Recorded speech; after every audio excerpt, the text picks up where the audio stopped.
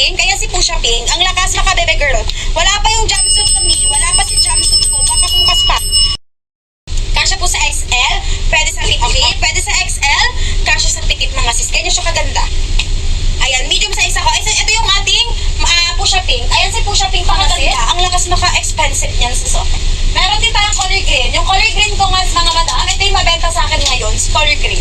Okay, ayan. Magkakaroon na akong mahaba ganito. Mag-antay lang kayo mga sis ha. Ayan, yung mahaba akong ganito mga madam. Siguro mas maganda yung mahabang ganito mga sis, no? Ayan, yung mahaba akong ganito mga madam, nakasalang na. Yung color red ko, ito po siya. Yung other print, pakita ko sa inyo. Ito po yung color red. Ito si red natin ha. Mag-follow kayo kay seller mga sis. Follow nyo si seller kasi guys, paano nyo malalaman? Diba? Kung may stock na tayo. Okay, ayan.